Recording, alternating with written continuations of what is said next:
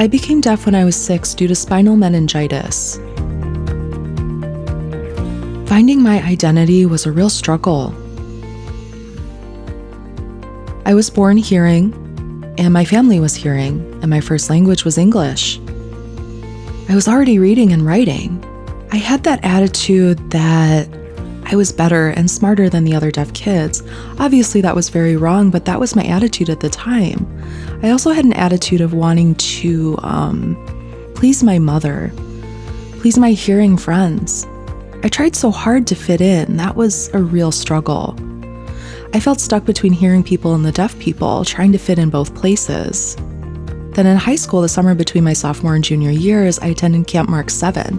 That was the first time I'd been in an all-deaf environment. Everyone was signing. There was total communication access. It was really wow. You know, Father Tom, he would share daily anecdotes. And one day he said, being deaf is a gift. It was profound. That statement changed me. It helped me realize being deaf is okay. More than that, it's good. It's a positive way to be. I went to NTID and graduated with a BA from their liberal arts program in social work.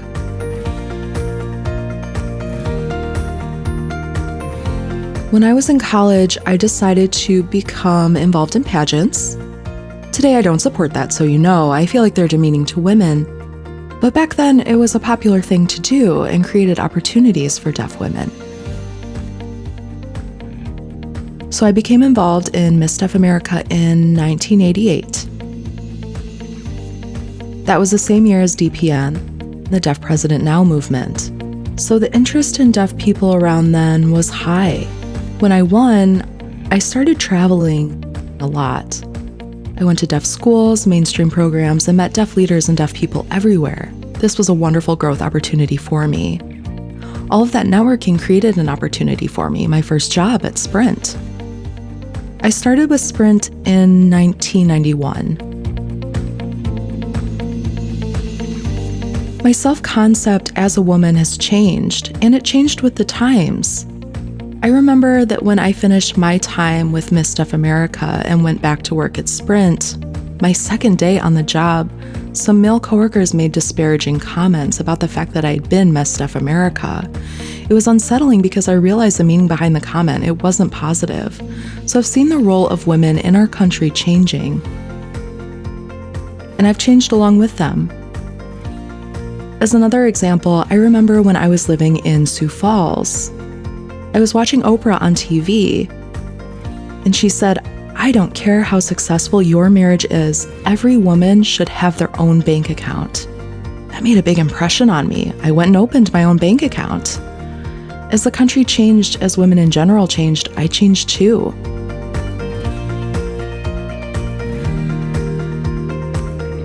As for role models, you might laugh, but mine was Princess Di.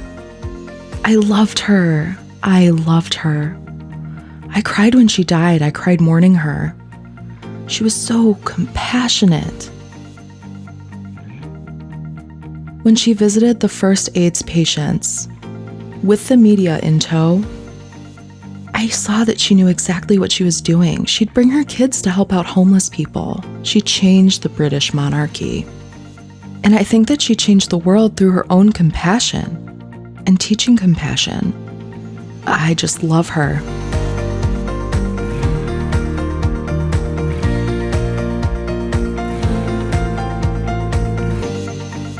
Another person I really look up to is Michelle Obama.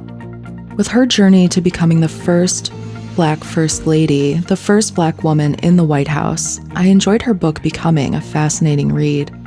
And in it, she shares that when Barack was running for president, her biggest challenge wasn't just convincing Americans to vote for a Black person, but to convince Black people that a Black person could win.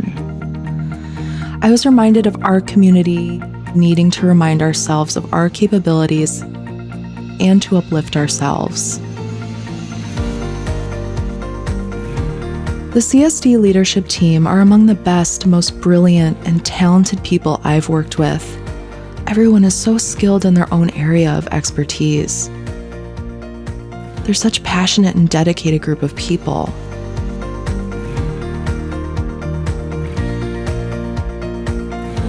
I've been with CSD in one way or another for more than 27 years, starting with the Sprint CSD Relay Service Partnership, to the 6 years I spent in Sioux Falls working in marketing during the VRS boom, to working as an independent contractor selling services, then back to becoming a CSD employee with business development and public relations. I've seen it all. I can say with certainty that the last 5 years have been the most rewarding for me. Chris is a visionary.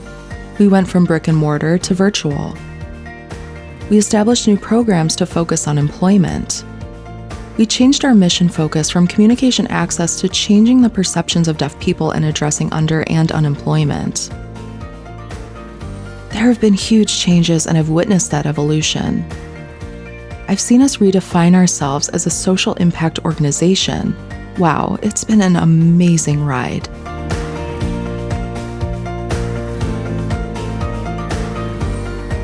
Chris has always emphasized to the leadership team that we should avoid becoming too comfortable. When you step out of your comfort zone, that's when growth happens. So I'm taking an opportunity to grow and taking a new job at Gallaudet University.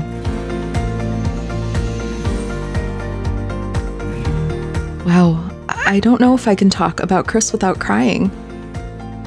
To have someone of Chris's caliber believe in you.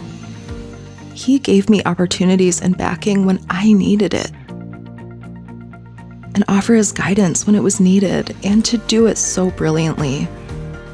I'm so grateful and so appreciative. Yeah. One part that I've enjoyed most is working with the PRAP, Public Relations Engagement and Policy team. They're a very passionate group of people who really want to cement deaf people's place in the world. I think that's so important because we haven't gotten there yet. Our community is a little behind on that, still unsure of ourselves. These are the kinds of conversations we need to have to get us there. All of us at CSD believe that being deaf is an important part of human diversity.